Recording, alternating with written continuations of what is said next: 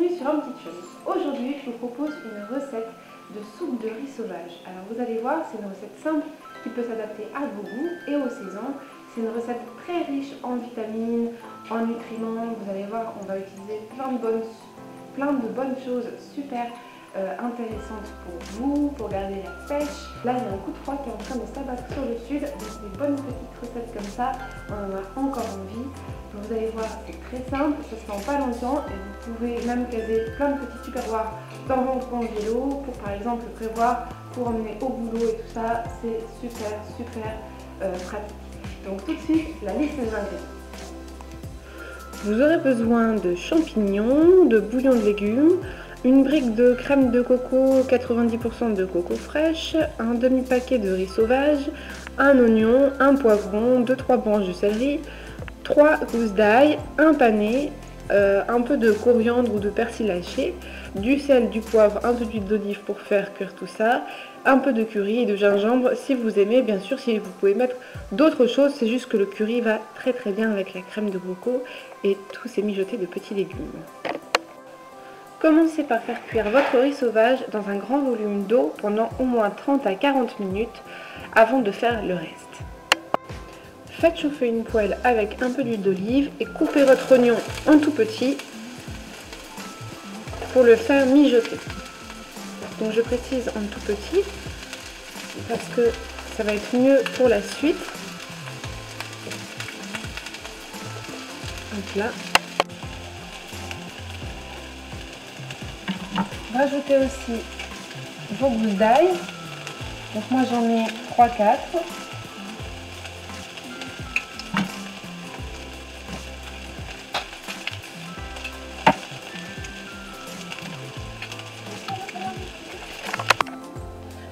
À notre petit mijoté d'ail et d'oignon, on va ajouter le pané qu'on a préalablement pelé, nettoyé et coupé en petits morceaux. Voilà, comme ceci. On va un peu mélanger dans l'huile d'olive et les petits oignons. Et là, on va ajouter nos épices. Alors, comme je dis, je sais qu'il y a des gens qui ont horreur des épices. Donc, si vous n'aimez pas, vous n'en mettez pas. Vous mettez autre chose qui vous convient mieux. Du paprika fumé, par exemple. C'est une autre saveur qui pourrait bien se marier et qui est plus douce, qu'importe, ou de la muscade par exemple. Moi ici là je vais ajouter donc le curry. Pourquoi je l'ajoute maintenant? Parce que quand le curry il frit un peu comme ça dans l'huile d'olive avec les ingrédients, ces saveurs vont vraiment être émergées. Les épices, quand on les frit un peu dans la poêle, au lieu de les diluer par exemple dans de l'eau ou dans une crème, elles ont beaucoup plus de saveur. Donc je vais mettre très légèrement aussi du gingembre. Si vous en avez du frais, bien sûr, c'est encore plus sympa. Et voilà, et je vais laisser ça mijoter pendant quoi 3-4 minutes. Ça a déjà une super bonne odeur. Hop, on se retrouve dans 4 minutes. Après 5 minutes que votre pané frit dans ses épices, on va ajouter notre céleri branche et 500 ml donc de bouillon de légumes. Et là, on va laisser mijoter pendant une petite demi-heure, le temps que tout soit bien cuit, que tout soit extrêmement tendre. Donc vous pouvez mettre un petit couvercle et puis vous revenez dans 20-30 minutes pour que le tout soit bien moelleux, bien tendre. Si vous pouvez rectifier l'assaisonnement, des choses que vous aimez, préférez, etc., n'hésitez pas. Entre temps, votre riz devait être cuit, donc égouttez-le, rincez-le et mettez-y une petite goutte d'huile d'olive en attendant de continuer les préparations. Au bout d'une vingtaine de minutes, tout devrait être bien tendre. Dans ce cas-là, salez. poivrée et réservez dans le bol de votre mixeur. Ça vous donne à peu près cette quantité. Donc là, mixez tout jusqu'à obtenir un velouté très fin.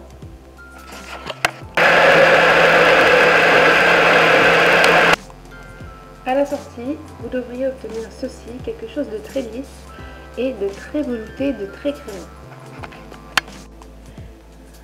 Avant-dernière étape, dans une poêle, faites chauffer 2 cuillères d'huile d'olive et mettez vos poivrons et vos champignons à faire sauter pendant 5 à 10 minutes, qu'ils soient bien grillés. Hop là.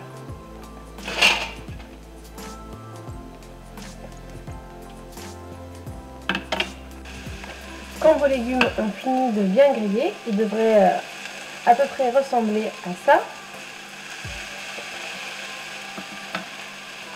Vous les mettez de côté et la suite de la recette consiste tout simplement à tout rassembler et vous allez voir, le résultat est vraiment très génial.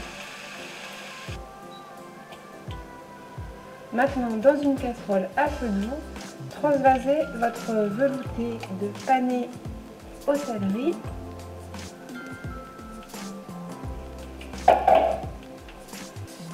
Comme ceci.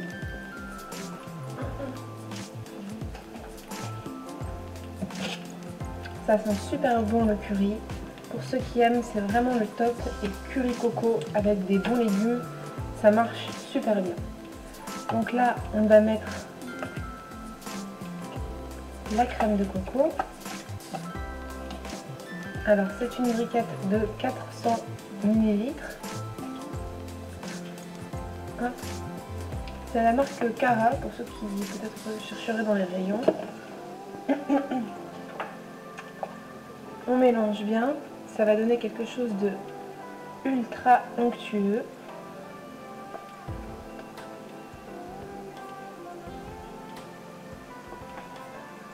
Donc là en fait on a notre base aromatique de soupe si vous voulez, où il y a déjà le panais, le céleri, les oignons, l'ail, frits dans l'huile d'olive, qu'on a réservé comme ça avec le curry, le gingembre.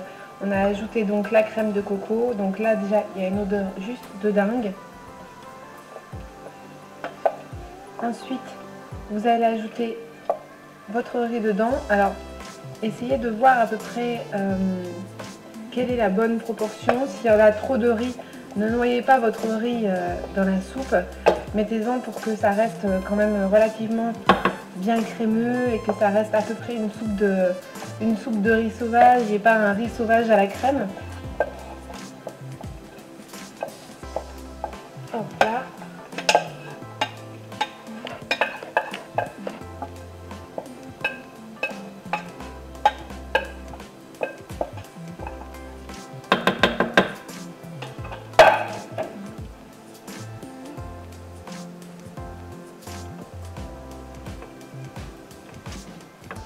Et ensuite, on va ajouter donc nos légumes sautés qui ont un bon goût de grillé.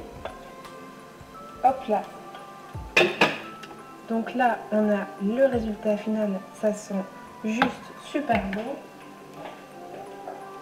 Et la dernière petite touche, c'est que moi j'ajoute donc ma coriandre hachée, hop, qui va terminer de donner vraiment un goût génial à cette soupe, qui va la booster encore en vitamines, en zinc, en tout ce qu'il faut. Là, vous goûtez, vous rectifiez un petit peu en sel si besoin, et vous n'avez plus qu'à servir. Donc moi je vous conseille de la présenter dans forcément dans un bol, mais avec un petit reste de coriandre par-dessus, peut-être un petit trait de crème de coco juste pour servir, et des bonnes tranches avec de l'huile d'olive et juste aillé qu'on passe au four sous le grille. Ça c'est vraiment le top. Donc moi je vais laisser ça mijoter encore vraiment juste 2-3 minutes pour que tout s'assemble bien et que tous les goûts s'homogénéisent. Et puis ensuite je vais mettre directement dans le plat de service. Et voilà, la vidéo est déjà finie. J'espère que ça vous a plu. En tout cas, je suis sûre que si vous goûtez, vous allez adorer. C'est vraiment un plat qui est réconfortant. La crème est super soyeuse, elle est très goûteuse. C'est un plat qui se suffit à lui-même, très bien épicé. Moi, je vous conseille avec soit une petite salade verte ou bien des croutons juste passés au four, des bonnes tartines avec un petit filet d'huile d'olive, et si vous avez un peu de pain dans votre jardin ou juste comme ça avec un peu d'ail dessus. En tout cas, c'est juste sublime, c'est super bon. Ça donne des forces, il y a plein de légumes qui sont géniaux dedans. Et parfois, le panier, c'est fait partie aussi un peu des légumes que les gens peut-être sont un peu frileux de prendre parce qu'ils ne savent pas trop comment le manger, le panier ou le topinambour ou le rutabaga ou ce genre de choses. Moi, au contraire, j'adore les légumes un petit peu oubliés. Et donc, le panier, tout comme par exemple le céleri ou le chou-fleur, ils font juste des super soupes, des super purées. Bon, c'est pas seulement, il y a plein d'autres manière de les utiliser, mais en tout cas comme ça avec un jus goûté juste au curry, même juste la base sans ajouter de légumes sautés, c'est super bon. En tout cas, si vous n'aimez pas le côté épicé avec les épices, vous pouvez juste mettre sel, poivre, noix de muscade à la place de la crème de coco, ajouter juste une crème classique au soja et vous pouvez switcher les légumes selon vos goûts. Donc par exemple, comme j'ai dit, au lieu de faire une base avec du panier, vous pouvez faire par exemple une base avec du chou-fleur ou une base avec du céleri roux ou quelque chose que vous aimez, même de la pomme de terre, pourquoi pas. En légumes sautés, parce que c'est vraiment ça aussi qui est sympa, parce qu'on n'a pas juste le côté un peu ennuyeux de la soupe, on a le riz, on a les morceaux de légumes sautés, grillés, etc. Donc ça apporte aussi quelque chose, et bien sûr des herbes fraîches. Vous pouvez même mettre un peu de citron dessus, mais en parlant de légumes, moi j'ai déjà essayé deux combos qui marchent super bien, deux autres combos. Version un peu automnale avec du brocoli et des carottes et quelques champignons. Et un petit peu version, comment dire, un peu américaine peut-être, avec de la patate douce et du kale. Et ça c'était super bon. Ici parfois on ne trouve pas toujours du kale dans les supermarchés et c'est pas tout le monde qui a des marchés à proximité de chez lui. Mais si vous ne trouvez pas de kale par exemple, vous pouvez prendre des feuilles de blette, ça on en trouve partout et c'est super bon, ou simplement des feuilles d'épinards avec la patate douce, ça marche super bien. Et pareil avec le riz sauvage et la crème de coco, c'est vraiment juste un délice. Vous avez des morceaux de patates douces qui fondent, cette crème de coco curry qui vient après, et puis on peut dire quand même que la feuille d'épinard, les feuilles de blé et toutes les feuilles en général comme ça, qui sont mélangées dans les soupes, les feuilles de kale, ça marche super bien, la texture est très bonne, c'est sympa d'avoir de la feuille comme ça donne aussi de la couleur et un aspect un peu sauvage qui va bien avec le riz. Donc bref, vous pouvez remasteriser cette recette dans n'importe quel sens, ça marchera toujours. Elle ne prend pas autant de temps que ça, si ce n'est que au début, voilà, il faut cuire le légume qui va vous servir de base, soit le panais, soit le chou-fleur, mais bon, c'est pas non plus la mer à boire. Je crois que c'est à la portée vraiment de tout le monde. Et puis après, il faut juste faire sauter quelques légumes, assembler tout ensemble dans une casserole, être sûr de bien assaisonner, ça c'est le plus important. Et après, vous faites comme moi, vous en mangez une partie et puis vous faites des petites boîtes pour mettre au congélateur, pour emporter au travail, ou pour emporter parce que vous savez que vous allez passer la journée dehors. Et c'est super sympa de se retrouver avec sa petite barquette comme ça de crémeux, de riz sauvage au riz de coco, c'est vraiment super. En tout cas, j'espère que vous avez aimé cette vidéo. Moi, je vous dis à bientôt pour de nouvelles recettes. Je pense que la prochaine, je vais faire sûrement dans le sucré. Et puis en attendant, si vous avez des suggestions, laissez-moi vos impressions en barre de commentaires. Et voilà, on se dit à la prochaine sur un petit channel. Salut!